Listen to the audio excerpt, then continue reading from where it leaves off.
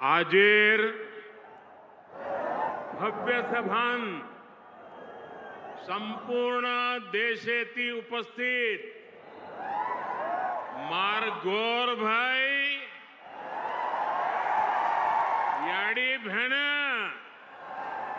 सेन जय सेवालाल जय सेवालाल।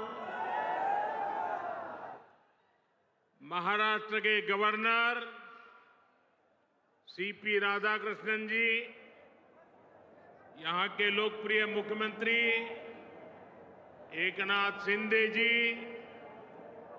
केंद्रीय मंत्रिमंडल के मेरे साथी शिवराज सिंह चौहान, राजीव रंजन सिंह, महाराष्ट्र के डिप्टी सीएम देवेंद्र फडणवीस, अजित पवार, केंद्र और राज्य सरकार के अन्य मंत्रीगण, सांसद, विधायक और यहां दूर दूर से आए हुए बंजारा समाज के मेरे भाई बहन, देश भर के किसान भाई बहन और अन्य सभी महानुभाव और महाराष्ट्र के मेरे भाइयों और बहनों, मैं वाशिम की इस पावन धरती से पोहरा देवी माता को प्रणाम करता हूं।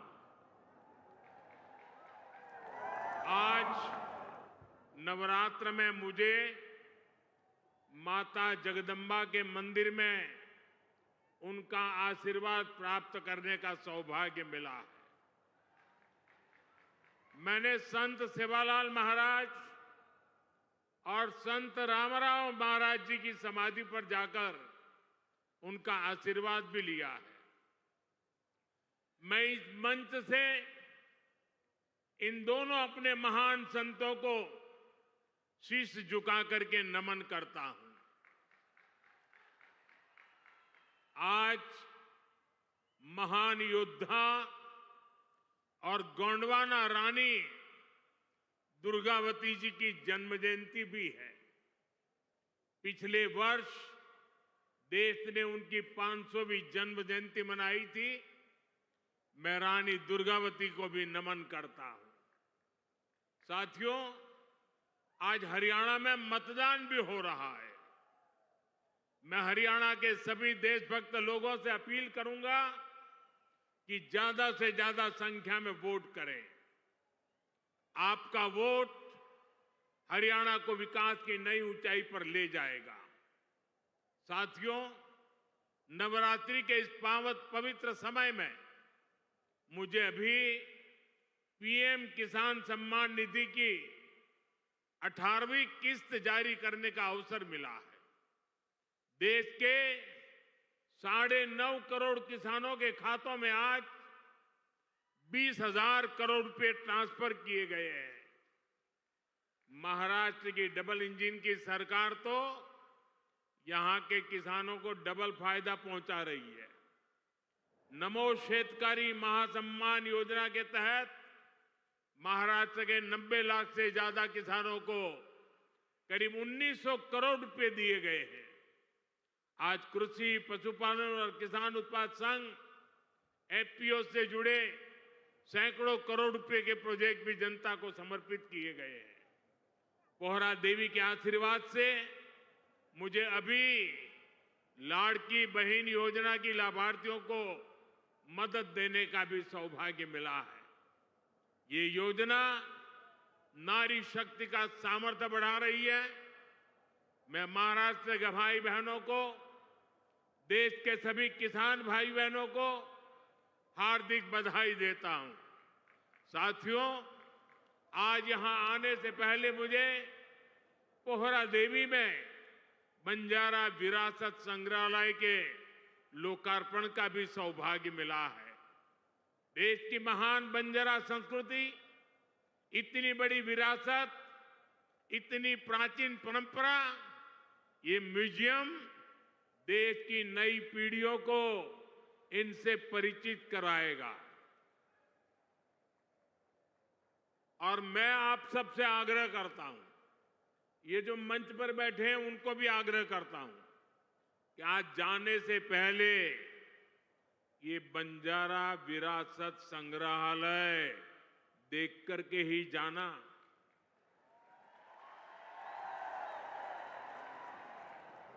मैं देवेंद्र जी को बधाई देता हूं। इन्होंने पहली सरकार के समय जो संकल्पना की और इसने उत्तम तरीके से आज मैंने इसको बना हुआ देखा, मन को बहुत ही संतोष हुआ, आनंद हुआ। और मैं तो आपसे आग्रह करूंगा, आप तो देखें, आपके पूरे परिवार को बाद में समय निकाल करके इसे देखने के लिए जरूर भेजें। मैं अभी पोहरादेवी में बंजारा समुदाय के भी कुछ महानुभावों से मिलकर के आया। इस म्यूजियम के जरिए उनकी विरासत को जो पहचान मिली है, उसका संतोष और गर्व का भाव उनके चेहरों पर था। मैं आप सभी को बंजारा विरासत म्यूजियम की बधाई देता हूं। साथियों, जिसको किसी ने नहीं पूछा, उसको मोदी पूजता है। हमारे बंजारा समाज ने भारत के सामाजिक जीवन में, भारत की निर्माण यात्रा में बहुत बड़ी भूमिका निभाई है। कला, संस्कृति, आध्यात्म, राष्ट्र रक्षा, व्यापार, हर क्षेत्र में इस समाज के महापुरुषों ने, महान विभूतियों ने देश के लिए क्या कुछ नहीं किया। राजा लखी शाह बंजारा, उन्होंने विदेशी शासकों के कितने अत्याचार सहे, उन्होंने समाज की सेवा में अपना जीवन समर्पित कर दिया। संत सेवालाल महाराज, स्वामी हाथीराम जी, संत ईश्वर सिंह बापू जी, संत डॉक्टर रामराव बापू महाराज, संत लक्ष्मण चैतन्य बापू जी, हमारे बंजारा समाज ने ऐसे कितने ही संत दिए जिन्होंने भारत की आध्यात्मिक चेतना को असीम ऊर्जा दी। पीढ़ी दर पीढ़ी, सैकड़ों हजारों वर्ष से समुदाय भारत की संस्कृति और परंपराओं को सहेजता और संवारता आया है। आजादी की लड़ाई के समय अंग्रेज सरकार ने इस पूरे समुदाय को ही अपराधी घोषित कर दिया था। लेकिन भाइयों बहनों, आजादी के बाद ये देश की जिम्मेदारी थी कि बंजारा समाज की चिंता करे, उन्हें सही सम्मान दे। और उस समय कांग्रेस की सरकारों ने क्या किया? कांग्रेस की नीतियों ने इस समाज को मुख्य धारा से काट कर रखा। आजादी के बाद कांग्रेस पार्टी पर जिस परिवार ने कब्जा किया, उसकी सोच शुरू से ही विदेशी रही है।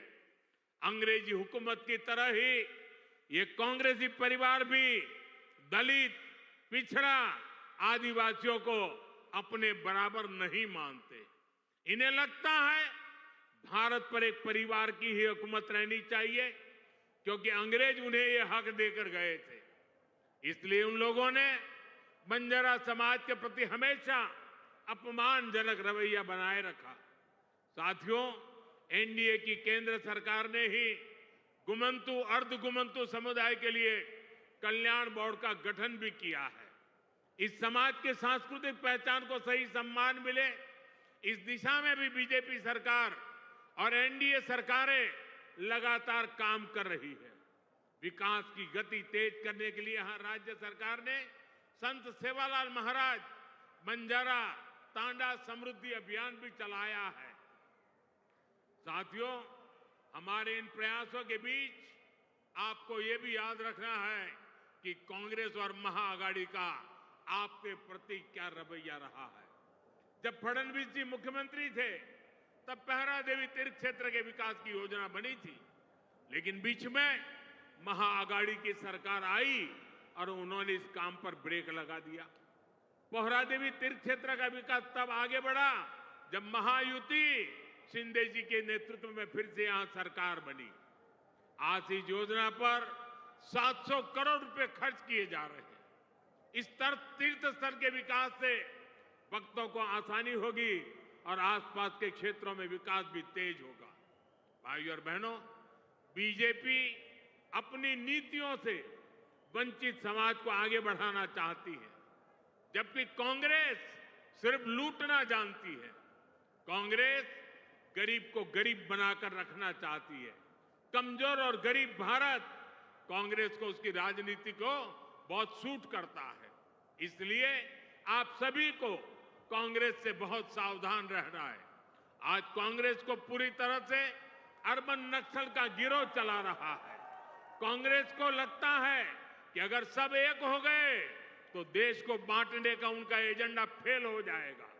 इसलिए हमें आपस में लड़वाना चाहते हैं। पूरा देश देख रहा है कांग्रेस के खतरनाक एजेंडों को विकास सपोर्ट, किसका सपोर्ट मिल रहा है? जो लोग भारत को आगे बढ़ने से रोकना चाहते हैं वो इन दिनों कांग्रेस के सबसे करीबी दोस्त हैं। इसलिए समय एक होने का है। हमारी एकता ही देश को बचाएगी। भाइयों और बहनों, मैं महाराष्ट्र के लोगों को कांग्रेस की एक और करतूत बताना चाहता हूं। आपने खबरों में देखा होगा, अभी दिल्ली में हजारों करोड़ रुपए का ड्रग्स पकड़ा गया। और देखिए दुख की बात, इस ड्रग्स रैकेट का मुख्य सरगना कौन निकला? कांग्रेस का एक नेता उसका मुख्य सरगना निकला। कांग्रेस युवाओं को नशे की लत में धकेलकर उस पैसे से चुनाव लड़ना और जीतना चाहती है। हमें इस खतरे से सावधान रहना है और दूसरों को भी सावधान करना है। हमें साथ मिलकर ये लड़ाई जीतनी होगी। साथियों, आज हमारी सरकार का हर निर्णय, हर नीति विकसित भारत को समर्पित है। और विकसित भारत का बहुत बड़ा आधार हमारे किसान हैं। किसानों को सशक्त बनाने की दिशा में आज कई बड़े कदम उठाए गए हैं। आज 9,200 किसान उत्पाद संघ एफपीओ देश को समर्पित किए गए हैं। अभी कृषि के लिए कई इंफ्रास्ट्रक्चर प्रोजेक्ट का भी लोकार्पण हुआ है। इनसे कृषि उत्पादों के स्टोरेज, प्रोसेसिंग और प्रबंधन की क्षमता बढ़ेगी। ये सारे प्रयास किसानों की आय बढ़ाने में मदद करेंगे। वैसे यहां महाराष्ट्र में तो किसानों को एनडीए सरकार में डबल फायदा हो रहा है। एकनाथ जी शिंदे की सरकार ने किसानों का बिजली बिल भी जीरो कर दिया है। आमच्या शेतकऱ्यांना विजेचे बिल मिळत आहेत त्यावर शून्य लिहिलेले आहे ना। साथियों, महाराष्ट्र के किसानों ने, विदर्भ के किसानों ने कई दशकों तक बड़े संकटों का सामना किया है। कांग्रेस और उसके साथियों की सरकारों ने किसानों को बदहाल और गरीब बनाने में कोई कोर कसर नहीं छोड़ी थी। यहां जब तक महाअघाड़ी की सरकार थी उसके दो ही एजेंडे थे। पहला, किसानों से जुड़ी परियोजनाओं को ठप करना। दूसरा, इन परियोजनाओं के पैसे में भ्रष्टाचार करना। हम केंद्र से महाराष्ट्र के किसानों के लिए पैसा भेजते थे, लेकिन महाअघाड़ी सरकार उसमें बंदर बांट करके खा जाती थी। कांग्रेस ने हमेशा किसानों का जीवन मुश्किल बनाया है। वो आज भी वही पुराना खेल खेल रही है। इसलिए कांग्रेस को पीएम किसान सम्मान निधि योजना पसंद नहीं आती। कांग्रेस इस योजना का मजाक उड़ाती है, किसानों को मिल रहे पैसों का विरोध करती है, क्योंकि किसानों के खातों में जा रहे पैसों से उनको जो कमाई करनी चाहिए, उनको जो कटकी करनी चाहिए, भ्रष्टाचार करना चाहिए, उसका अवसर नहीं रहा है। आज पड़ोसी राज्य कर्नाटका को देखिए, जैसे महाराष्ट्र में महायुति सरकार किसान सम्मान निधि के साथ अलग से पैसे देती है, ऐसे ही कर्नाटका में बीजेपी सरकार देती थी। यहाँ कर्नाटका के मेरे कई बंजारिया परिवार यहाँ आए हुए हैं, लेकिन जैसे ही कर्नाटका में कांग्रेस की सरकार आई, उन्होंने वो पैसा देना बंद कर दिया। वहां की कई सिंचाई परियोजनाओं से राज्य सरकार ने मुंह फेर लिया। कर्नाटका में कांग्रेस ने बीज की कीमतें भी बढ़ा दी। हर चुनाव से पहले कर्ज माफी का झूठा वादा कांग्रेस का पसंदीदा हथकंडा है। तेलंगाना में ये लोग कर्ज माफी का वादा करके सत्ता में आए, लेकिन सरकार बनने के बाद इतना समय गुजर गया, अब किसान कुछ पूछ रहे हैं कि उनका कर्ज माफ क्यों नहीं हुआ। भाइयों और बहनों, हमें भूलना नहीं है, महाराष्ट्र में भी कांग्रेस और महाआघाड़ी सरकार ने सिंचाई से जुड़े कितने कामों को रोक कर रखा था। जब एनडीए सरकार आई, उसने इस दिशा में तेजी से काम किया।